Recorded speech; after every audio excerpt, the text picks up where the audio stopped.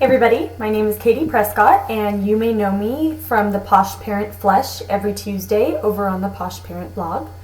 And today I'm actually here by invitation from Claire to talk about something that a lot of Americans deal with but is not widely discussed. Something that affects my family through my daughter Marley, and that is the Epstein Barr virus.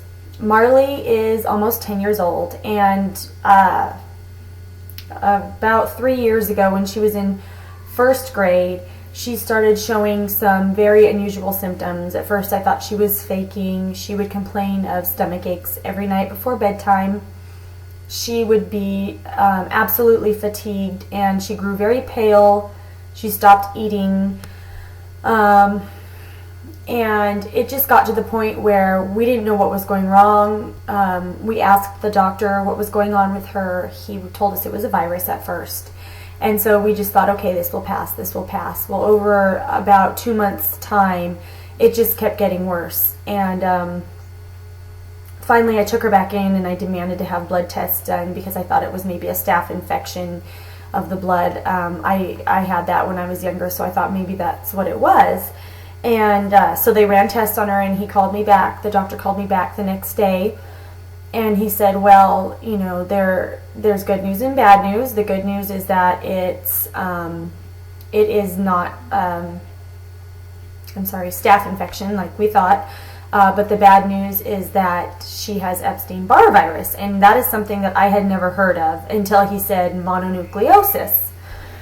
And once he said that, I remembered that as the kissing disease, of course, from junior high. And in fact, one of my friends missed school because of that.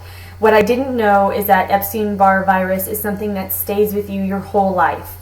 And since then, it is a roller coaster as far as Marley's health. She still does participate in sports. She is a normal little girl in most every sense, with the exception of she does suffer from stomach aches frequently, and we do have to give her Maalox, children's Maalox.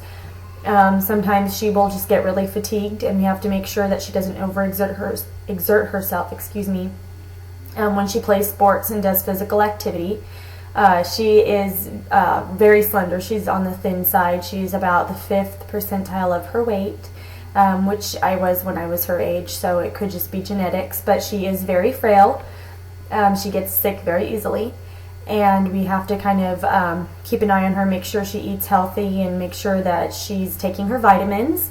And other than that, there's really not much we can do for her. I know that once you do have the Epstein Barr virus, that it can come and go, and you can have flare-ups. I do have a friend who also has it, and I know that she's the same way, that she will go through periods of her life where she just gets absolutely sick and tired, and she cannot do very much other than just take care of her children. So I'm really afraid that that's going to be Marley's case when she grows up and has kids of her own. It kind of scares me because I'm afraid that, you know, she's gonna have a drastically altered life because of it. I'm not sure what to expect for the future, but for right now we just deal with it on a day-to-day basis and try to keep her healthy and look for signs of flare-ups of it. And that's about it, but I know it is hard on her little body, and it's hard for me as a mom to watch her go through that and to suffer with it when it does start to act up. And I really just think that sharing our stories about things like Epstein Barr virus is very important, because there are a lot of people out there who are too afraid to say that, you know, they have such a thing or that they have children with such a thing, and it's okay. It needs to be told. It needs to be talked about. It needs to be spread.